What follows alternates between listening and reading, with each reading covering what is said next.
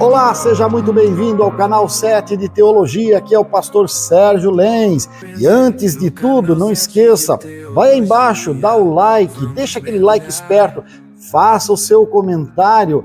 Aliás, compartilhe com alguém e não esqueça de dar uma olhadinha se você ainda está inscrito. Isso é importante para nós, tá bom? Então, roda a vinheta e vamos começar. Nessa jornada rumo à evolução, 7 de teologia, nosso coração em devoção, em devoção.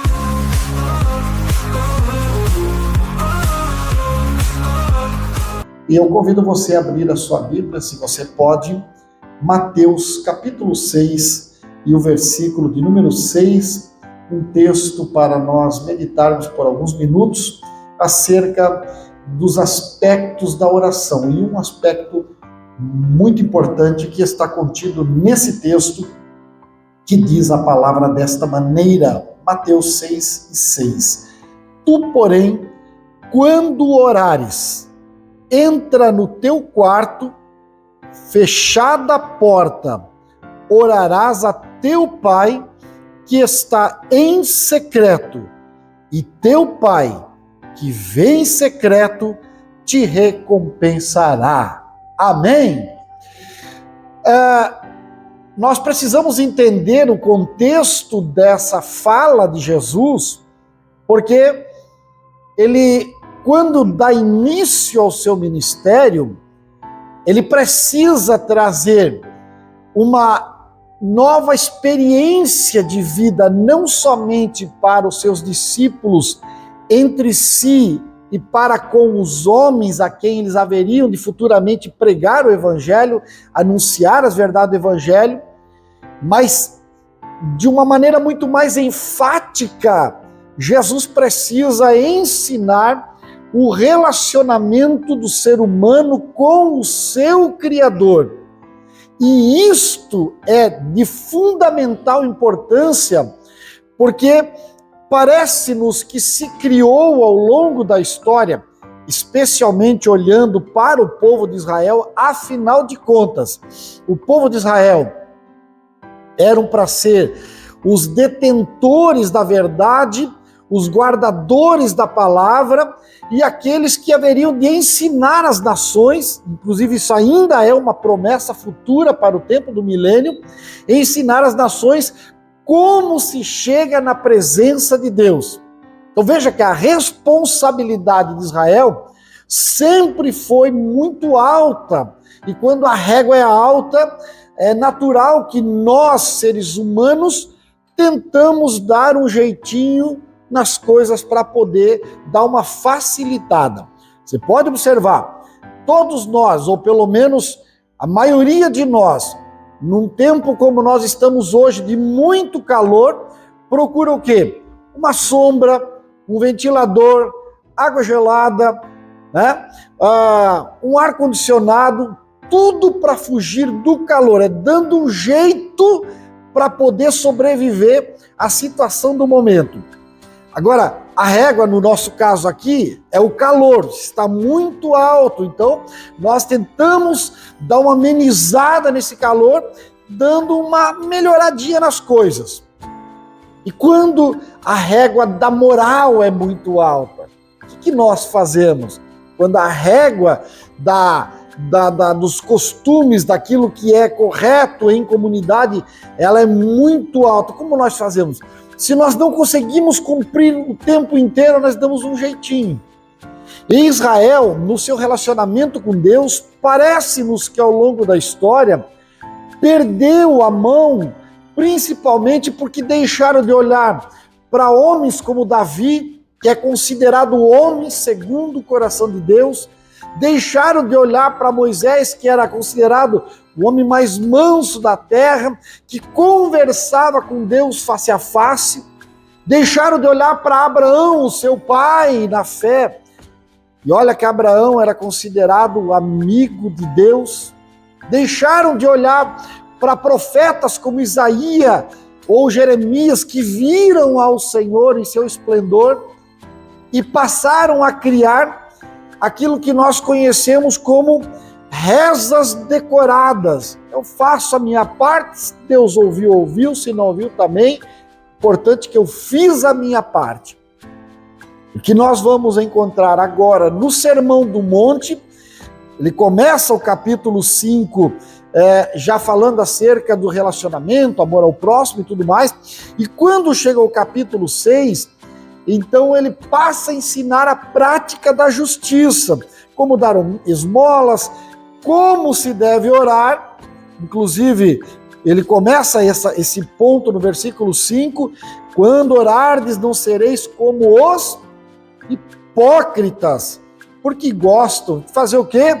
De orar em pé, nas sinagogas, nas esquinas das praças, para serem vistos pelos homens.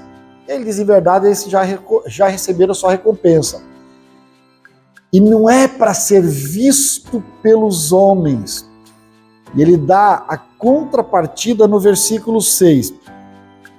Tu, porém, quando orares, entra no teu quarto, fechada a porta, orarás ao teu pai, que está em secreto, e teu pai, e aqui para mim vem o ponto central desta mensagem, desta noite, da mensagem de Cristo naquele dia, está neste momento, e teu pai, que vê em secreto, te recompensará. Vamos parar um pouquinho e vamos destrinchar esse negócio aqui. Eu estou indo para o quarto de oração. Eu estou indo para o secreto com Deus. Não tem ninguém ali, só eu. E eu creio pela fé que Deus está ali, em espírito, em verdade, mas intocável, intangível, invisível. Eu não posso precisar cientificamente, eu não posso de maneira material provar a ninguém que Deus está ali. Você concorda comigo até aqui?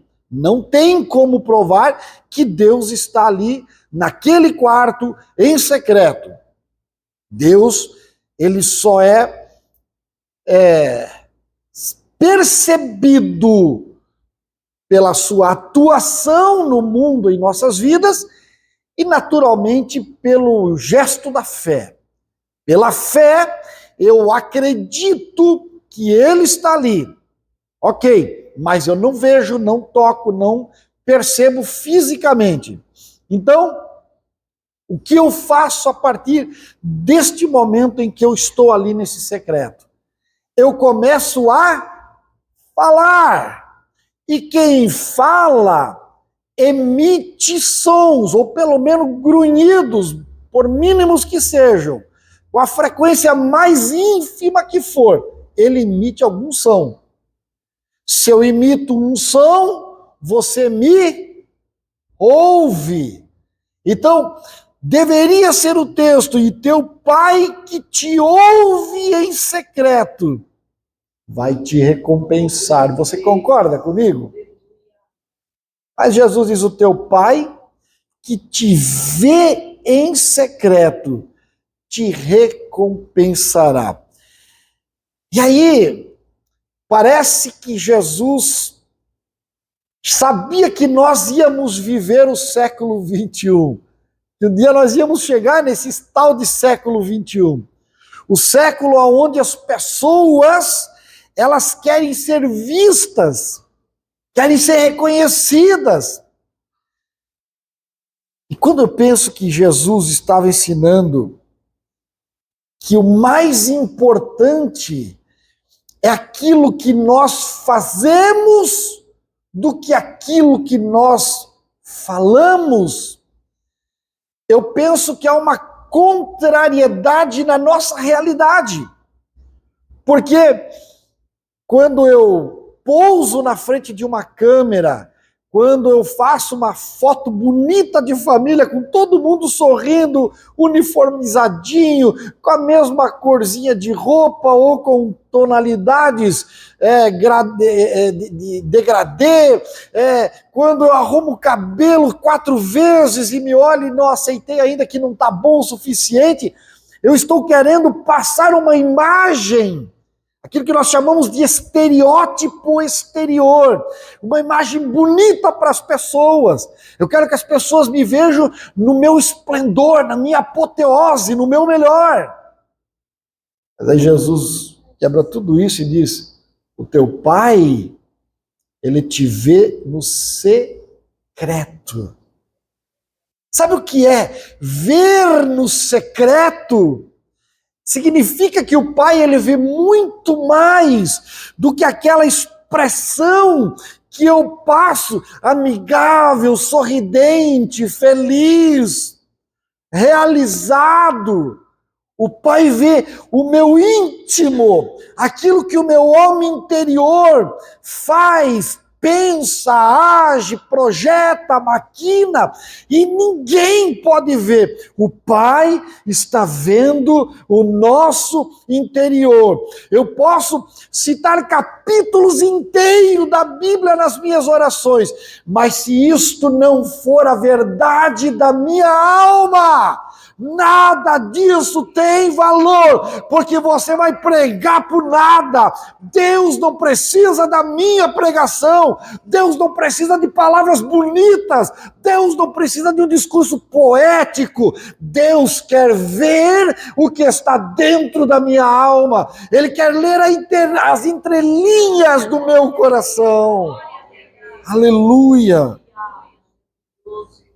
Ele olha para mim, não vê as minhas palavras bonitas, ele vê a história da minha vida, ele vê as minhas motivações, ele vê as minhas ações, e acima de tudo, aquilo que eu não fiz, ele vê as intenções do meu coração. É por isso que nós, numa leitura diária, numa leitura contínua, passamos por este versículo e lemos: teu pai que vê em secreto te recompensará. E deixamos passar batido. E as coisas parecem que são simples, mas não é simples. Porque a primeira coisa que nós observamos aqui é que o pai naturalmente vê as nossas orações. E Jesus está ensinando exatamente que é o contrário às coisas aqui. Ele diz que a verdadeira oração não é para ser vista. Mas espera, o versículo anterior ele ensina: a verdadeira oração não é para ser vista pelos homens. A verdadeira oração é para ser vista por Deus, lá no nosso íntimo. E você vai me perguntar: pastor, então quer dizer que eu não posso mais orar alto, eu não posso mais fazer uma oração de intercessão por alguém? Não, isso aqui é um aspecto, eu estou falando do aspecto de intimidade, estou falando do aspecto de derramar o coração, abrir a alma, fazer com que sejam conhecidos os seus pensamentos mais íntimos, porque deixa-lhe dizer que eu e você costumamos abrigar dentro de nós pensamentos, tendências, coisas que são reprováveis e às vezes passa batido no dia a dia e guardamos como uma pequena semente. Você já viu aquele esquilo que fica catando nozes e aí ele vai escondendo, vai escondendo, vai escondendo. E você sabe que um dos maiores disseminadores das nogueiras são exatamente esses esquilos, porque eles passam antes do inverno o tempo escondendo, eles escondem. Quando a toquinha deles não cabe mais, eles fazem um novo buraco, fazem um outro buraco, escondem numa outra raiz, escondem em outro lugar, e passa o inverno, eles se alimentam do que está na toca, eles esquecem do que eles guardaram em outros lugares, e é exatamente aquele que vai germinar e vai crescer e vão fazer novas árvores. Então nós vamos abrigando assim pensamentos ruins, tendências ruins, uma moral reprovável, vamos abrigando pecados dentro de nós e fica lá. E nós passamos um verniz bonito e tá tudo bem. Passou o dia. Eu acho que Deus nem se lembra mais disso. Não, ele se lembra, ele sabe, ele vê, e ele quer levar eu e você para a intimidade, no secreto com ele. Não é porque ele precisa ouvir uma coisa que ele já sabe, é porque ele quer ver você rasgando a alma, expondo os seus furúnculos da alma para fora e dizendo: Deus, me ajuda a espremer essa podridão para que eu possa ter a alma curada e possa te servir de uma maneira diferente. Aleluia. Quem nunca teve aquela tal da espinha interna, que ela não sai o furunquinho dela para fora, ela fica por lá de dentro do nariz, para dentro da boca, né? Na orelha, dói aquele negócio. E só um especialista para ver o que aquilo ali dá um tratamento certo. Deus quer nos ajudar a trazer para fora estas coisas. Por isso que o teu Pai que te vê em secreto tem uma recompensa para você. Aleluia. E a maior recompensa que ele pode dar a um ser humano falido, caído, miserável e pecador é a recompensa da salvação e do perdão. Aleluia. Porque tal como o filho pródigo, nós vamos acabar terminando dizendo: Senhor, pequei contra o céu perante ti, não sou digno, mas se a tua misericórdia me abraçar mais uma vez, eu posso voltar a comer pão na casa do Pai. Aleluia, aleluia. Então, oração, segundo Jesus, não é um espetáculo para ser visto pelos homens. A oração, ela começa na intimidade.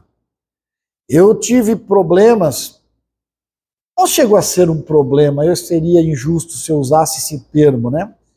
Mas, enfim, vou usar o termo problemas.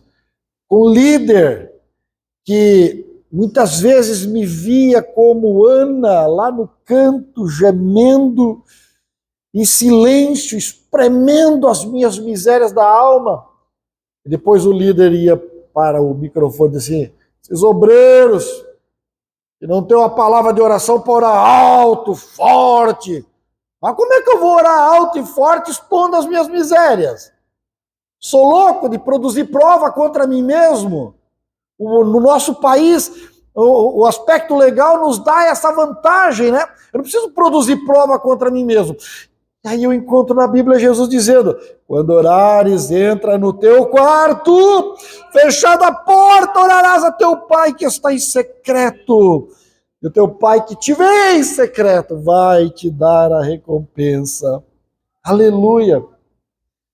E aí que eu extraio de 1 Samuel, no capítulo 1, a partir do versículo 12 até o 20, a bela, maravilhosa história de Ana, que tinha uma dor na alma e não queria que ninguém soubesse da vergonha que tinha dentro de si.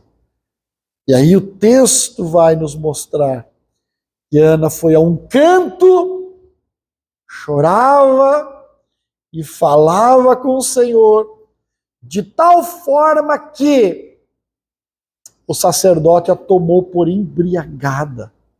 Mulher, por que não afasta de ti esse vinho? Tá?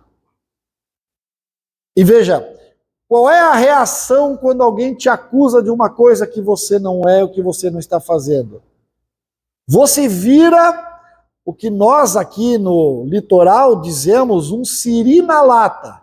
Você que está me assistindo aí do interior e nunca viu um siri na lata, espero que um dia você vai ver.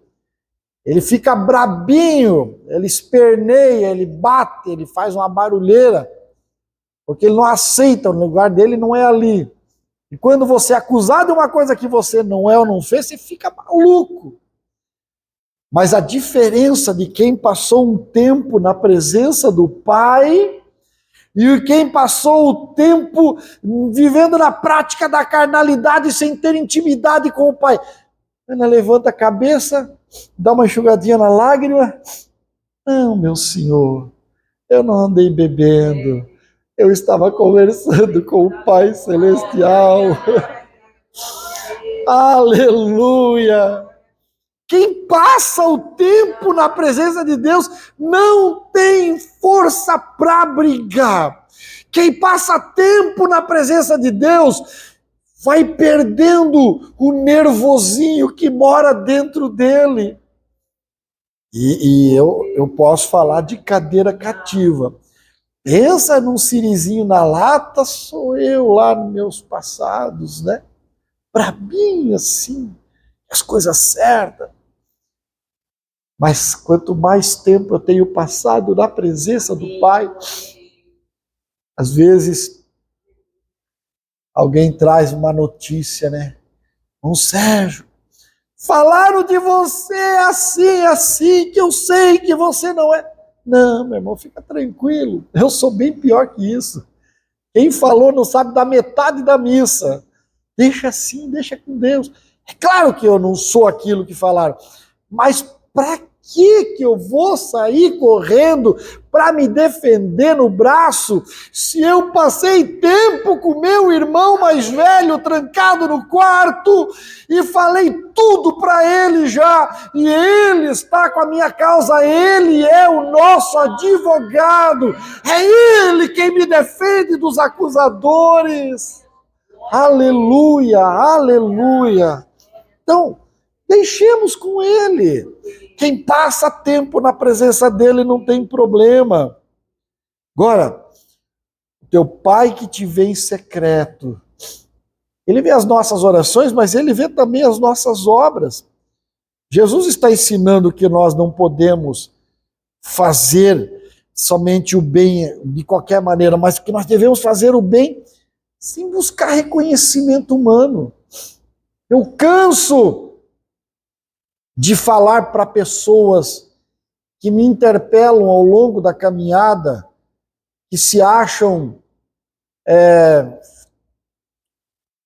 quando alguém está sendo injustiçado, se acham injustiçados, né? Ah, porque eu fiz isso ou aquilo, não fui reconhecido. Meu irmão, Madre Teresa de Calcutá ainda ensina. Você vai chegar no céu um dia e vai descobrir que nunca foi entre você e o outro, sempre entre você e Deus. Ah, pastor, mas o outro fez um negócio tão chato para mim.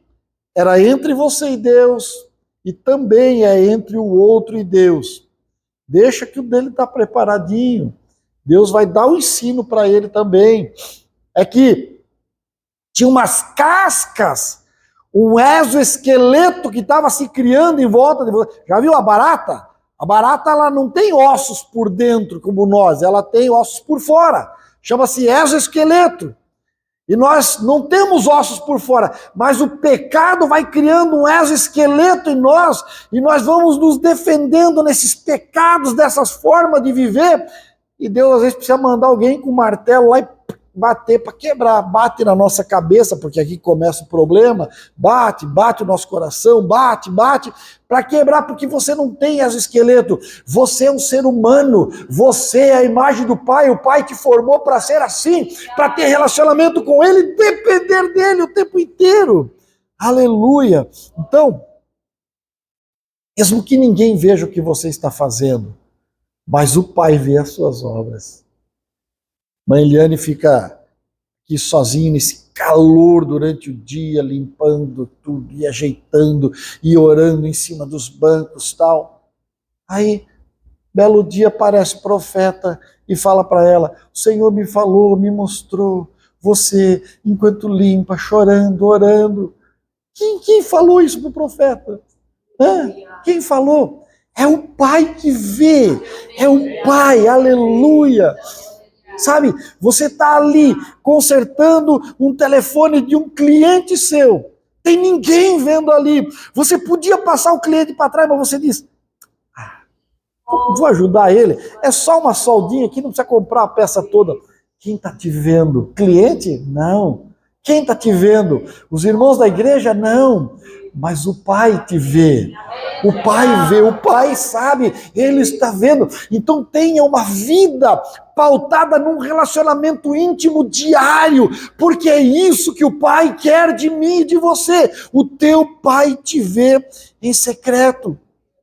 Você lembra daquela senhora pobre, coitada, numa condição que não havia amparo para viúvas, mas ela vai lá, Marcos registra isso lá pelo capítulo 12, versículo 41 a seguir, ela vai lá e uma moedinha, mísera moedinha, que no montante da coisa, até na hora de fazer o recolhimento do gasofilácio e levar para dentro para ser registrado à tesouraria, a moedinha podia cair entre os dedos do sacerdote, que não ia fazer falta, de modo algum. É essa coisa que às vezes nós pensamos, mas eu só tenho uma moedinha, uma notinha de 2, eu só tenho um talento que é abrir a porta para alguém um dia lá e fechar, eu só tenho um talento que é dar um sorriso, tenho uns dentes bonitos, só sei dar um sorriso, eu não tenho talento nenhum, mas eu sei abraçar pessoas. Meu irmão, para nós, no montante geral, não é nada. Não é nada. Aleluia. Mas o Pai está vendo em secreto. O Pai está vendo não o valor monetário da moedinha na mão da viúva, ele está vendo o desejo do coração dela, o desejo de ser partícipe de um monturo, de uma obra, de um montante, melhor dizendo, de uma obra maravilhosa. É só um pedacinho, mas se você já montou um quebra-cabeça lá de 500, de 1.000, de 1.500 peças, você sabe que tem 1.000 peças ali para ser colocada, mas se faltar uma, o quebra-cabeça não está completo. Bateu um vento, uma caiu lá atrás do armário, e você terminou, falta uma peça, não está pronto o quadro. Então, cada um de nós, com a nossa capacidade, cada um de nós, com o pouquinho que somos, que temos, que fazemos, Deus está vendo, o Pai te vê, o Pai sabe de tudo que você está fazendo, e tudo isso conta ponto lá no céu, né? Aí fica a pergunta, o que é que nos motiva a fazer o bem? Aplausos, né? Olhar, o que é que nos motiva? Mas olha, uma coisa que eu acho fantástico, que o Pai também vê, é o nosso coração. Quando eu olho para Samuel, capítulo 16, e eu vou encontrar a história do menino Davi, você lembra dos cantores? Lá no campo entre as ovelhas estava o menino com a harpa na mão. Ele cantava louvores e temia o Senhor. Tinha ninguém vendo, ninguém. Eram ovelhas, era um lobo, era urso que ele enfrentou. Ninguém sabia, mas ele estava lá na presença do Pai. O Pai estava vendo. Mas vamos escolher o próximo rei na casa do menino. Mas o menino não está. Vamos fazer a festa com quem está aqui. Tá bom, é só moço alto, bonito, de guerra, valente. Mas o menino não está. Mas Deus vê o menino. Deus vê o menino. Você lembra de Agar no deserto? Eu vou sentar aqui, vou dar o restinho de água para o menino e vou ficar bem quietinho, vou morrer de fome e de sede aqui. Deus vê o menino. É isso que o texto de Gênesis vai dizer. Deus viu o menino, mandou o anjo dizer: Agar, levanta, volta, te humilha abaixo das mãos da tua senhora, porque o menino vai ser grande. Deus viu o menino. Deus está olhando para você e para mim. Você pode ser um menino, você pode ser fraco, você pode ser pequeno. Deus está olhando, está te vendo. Ninguém sabe o teu nome, mas Deus está te vendo. Nós temos milhares de testemunhos de pessoas que através da internet, através de um livro, de um folheto, Deus o contemplou. Aleluia. Eu tenho um testemunho da vizinha da minha mãe, que certamente vai estar assistindo isso. Que um dia, vindo da balada muito louca, alguém deu um folheto para ela, ela rasgou assim, ó, esse Deus da minha mãe eu não quero, rasgou o folheto, jogou para cima, muito frio, e continuou andando.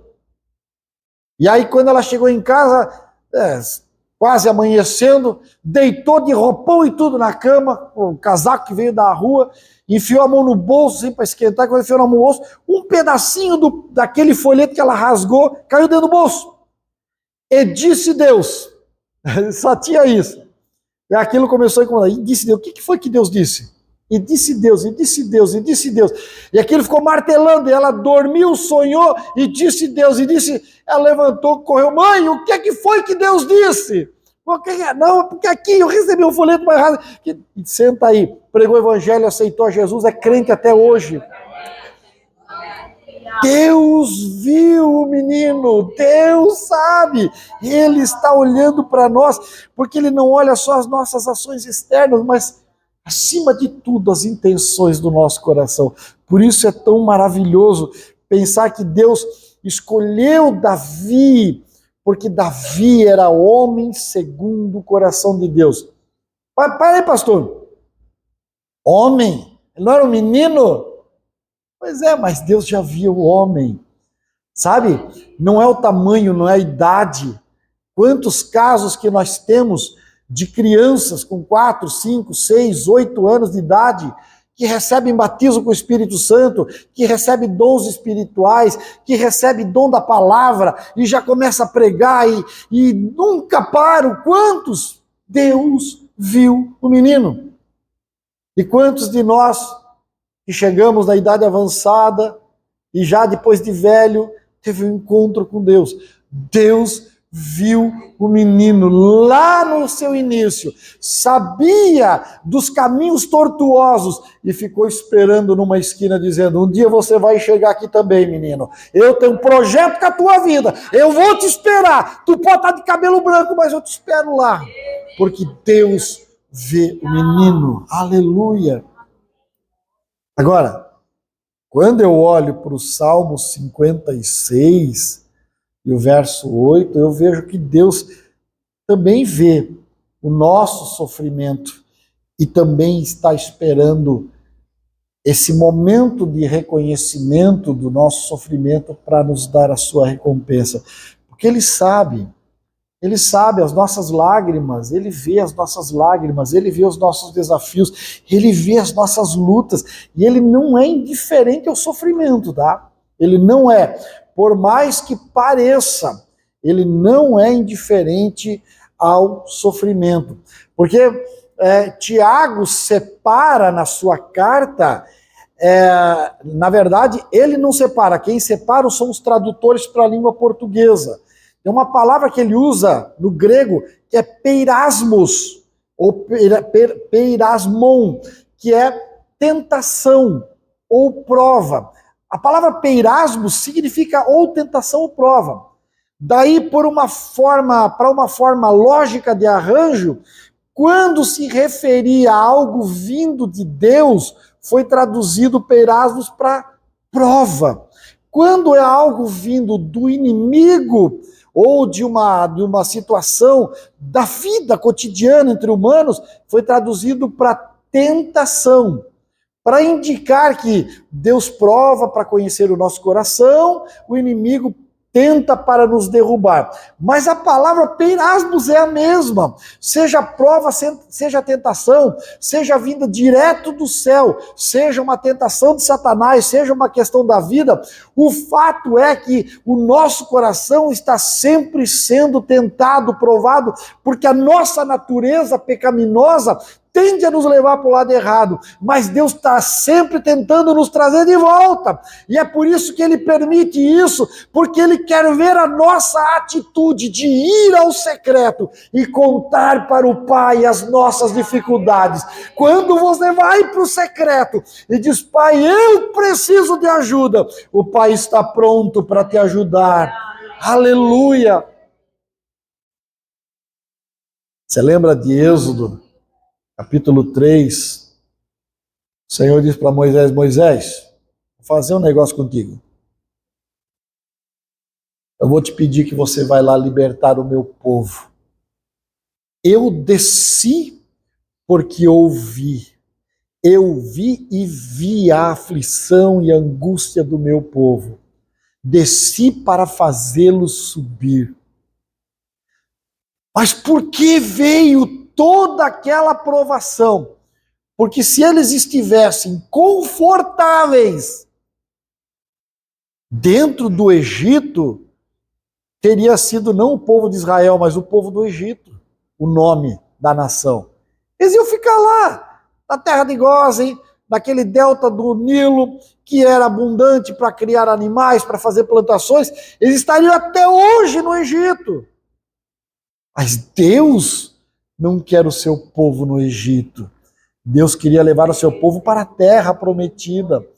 Da mesma forma, Deus não quer eu e você confortáveis para sempre nesse mundo.